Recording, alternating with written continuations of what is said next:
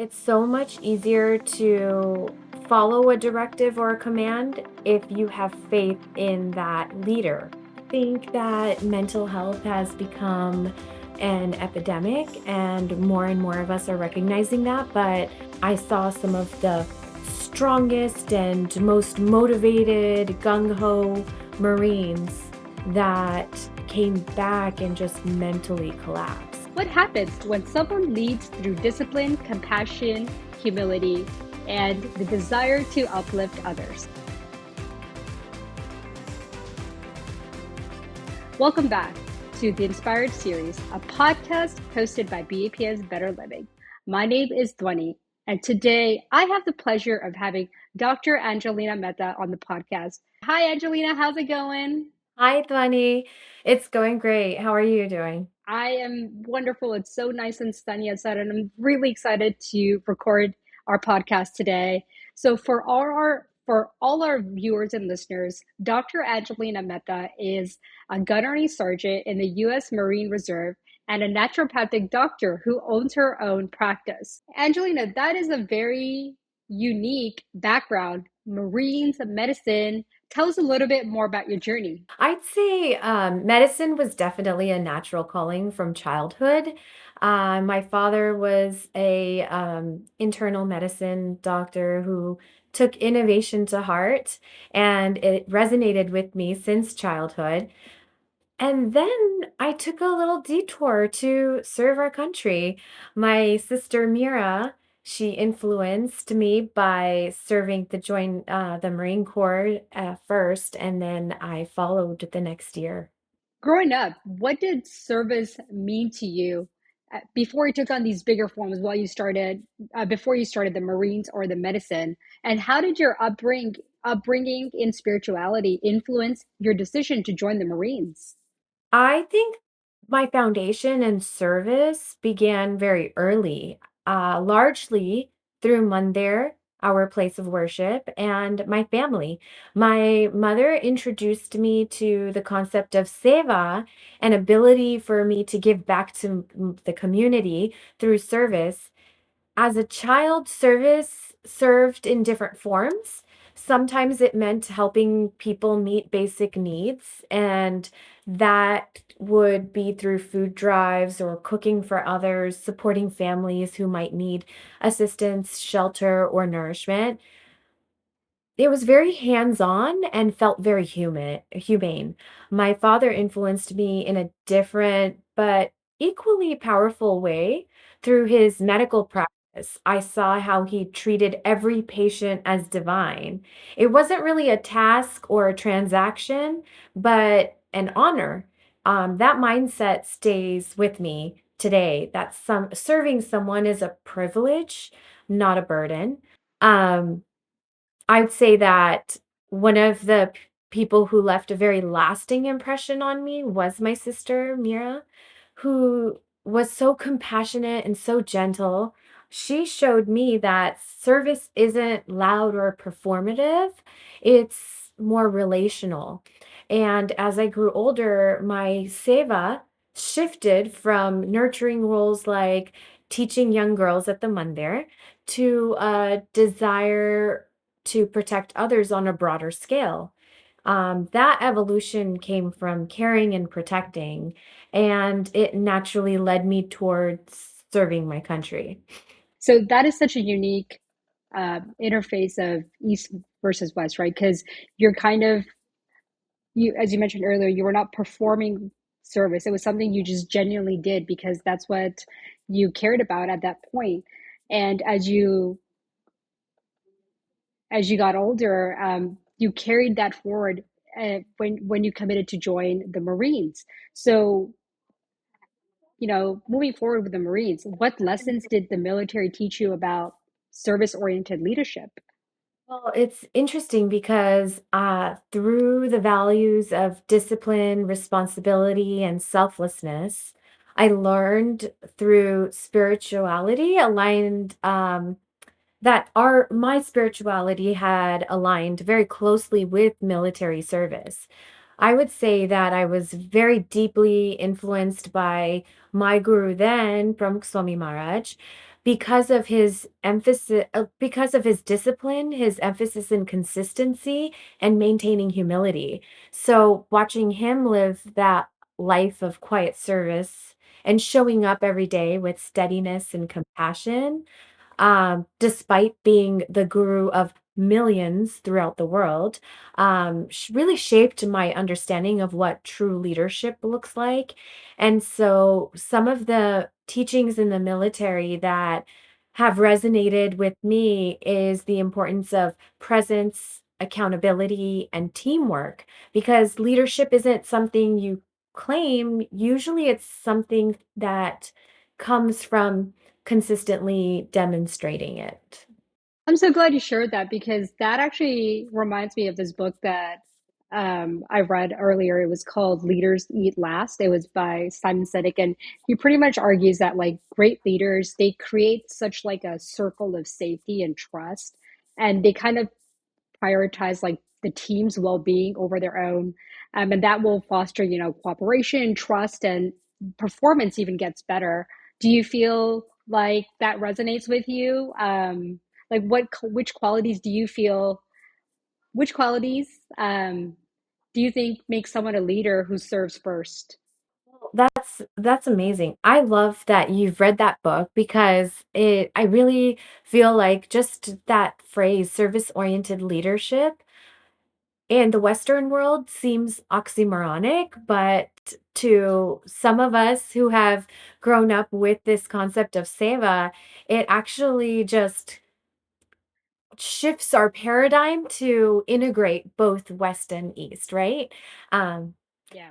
and so I think that when our purpose merges with what needs to be accomplished and you maintain compassion for the team, we're able to grow. So that authority that I do have as a leader, whether it's for my with my platoon in the military or whether it's with my staff in my office, it's always going to be based on a people first mindset.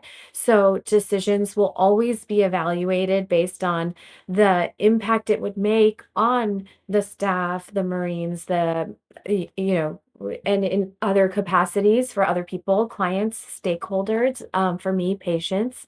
And so, that's one of the qualities. I would say the another important quality is empowerment rather than control.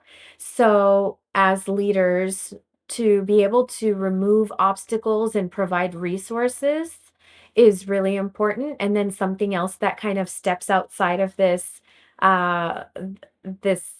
um, behind the scenes, though, I do think that ethics and values need to be a foundation. Integrity, fairness, and transparency helps the team feel safer. And I've seen Mahant Swami Maharaj, my guru, who I draw deep inspiration from, embody all of these qualities daily.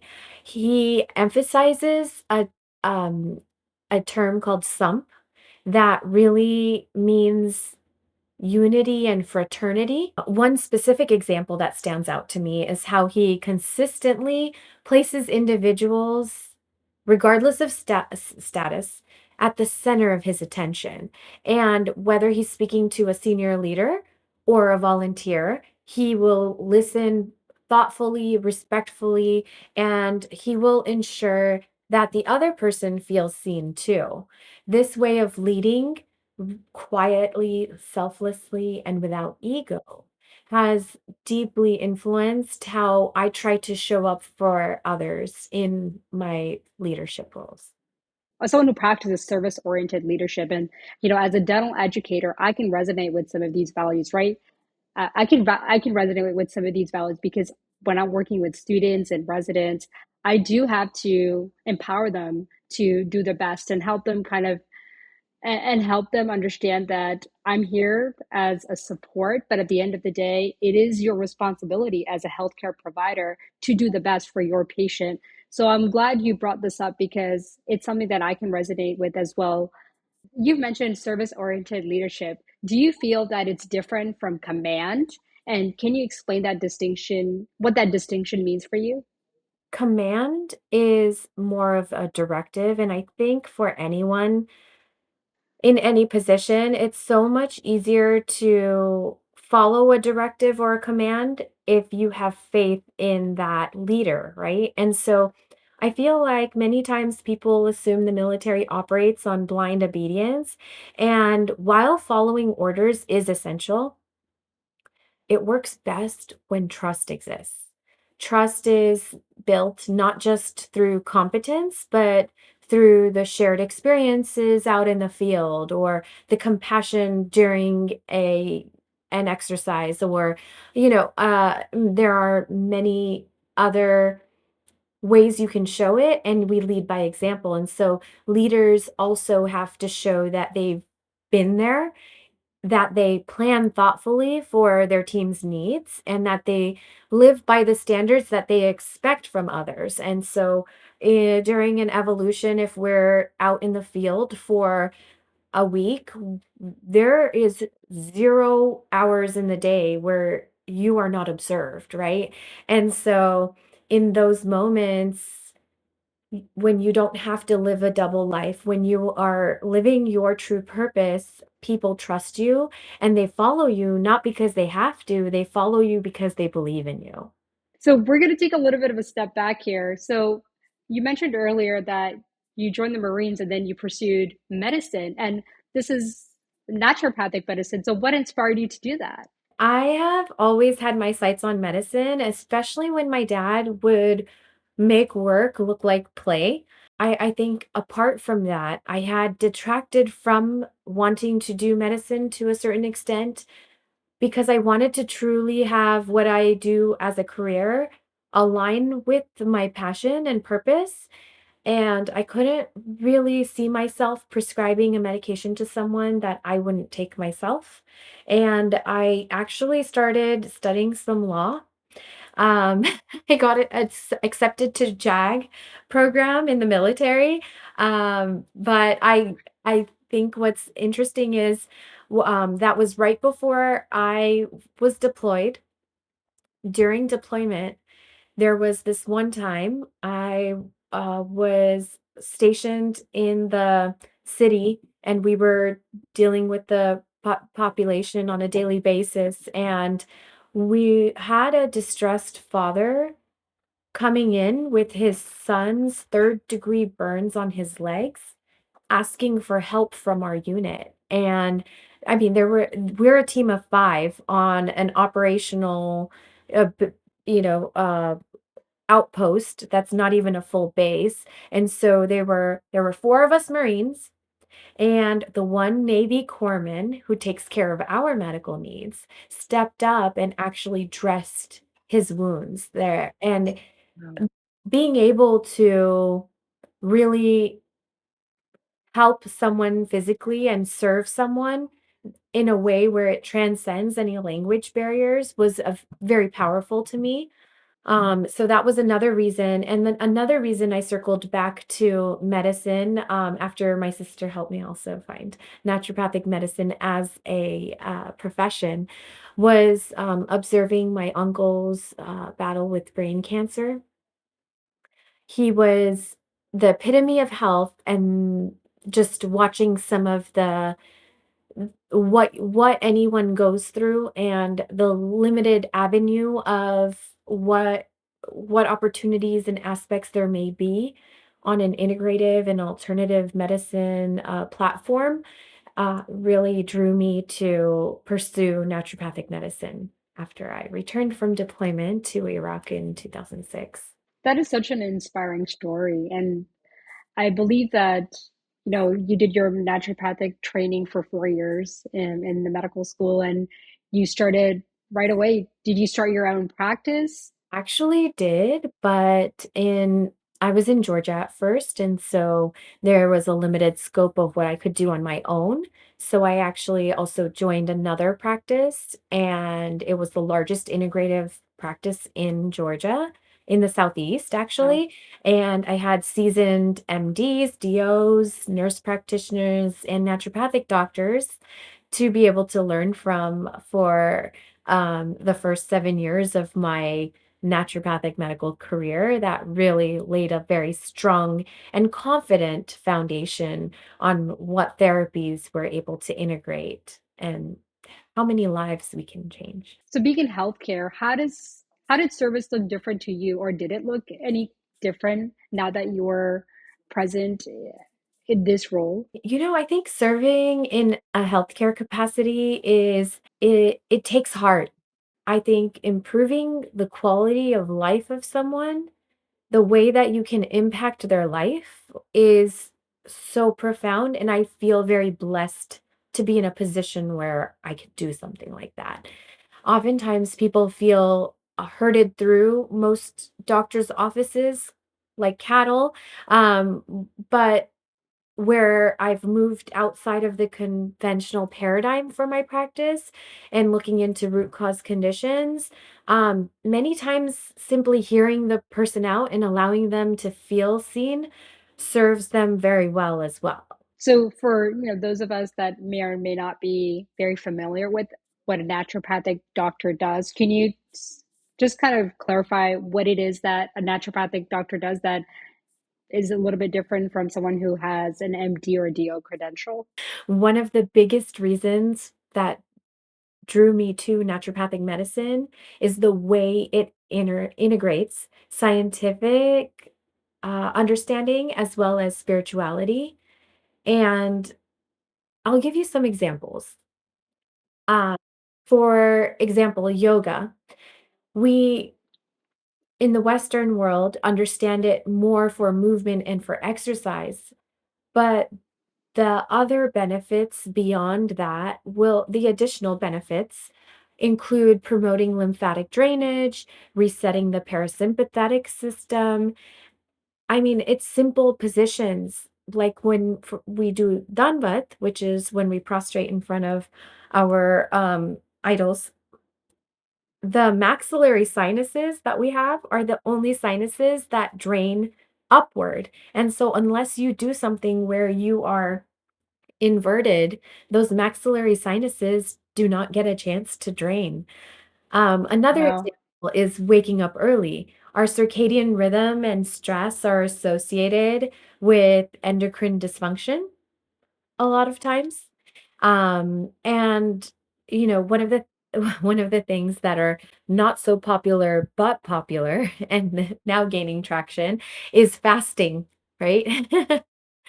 um, there are benefits with apoptosis, with autophagy. Basically, the body is able to clean up the dirt and debris that's been accumulating, and it also exercises our muscle of willpower.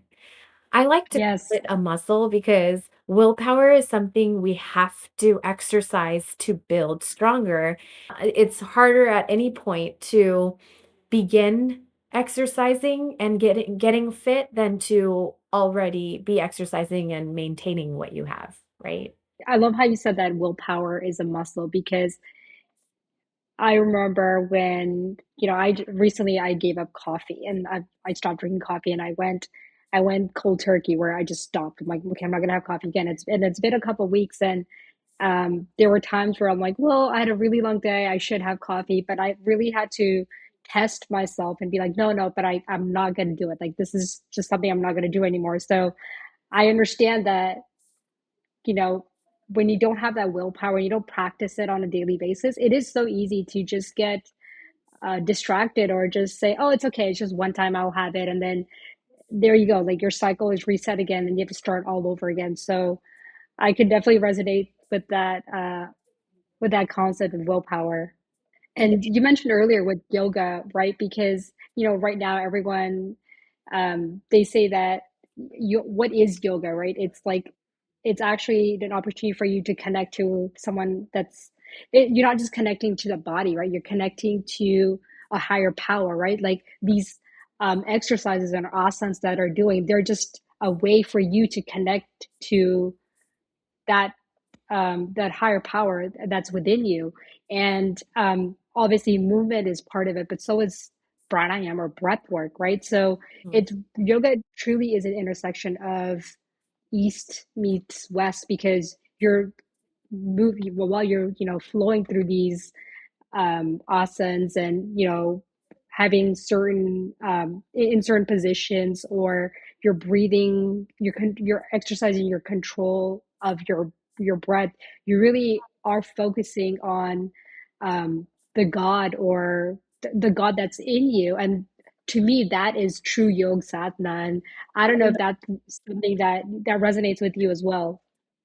I think that mental health has become an epidemic, and more of us are recognizing that. But if we can maintain some of our like daily nutrition, what that looks like for our mental health, daily health is meditation, breath work, prayers.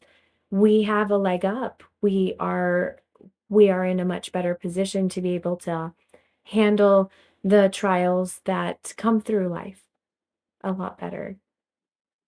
An example that I have seen is when we transition back from being deployed to Iraq, and then coming back to the US, there are many warrior transition briefs that are held.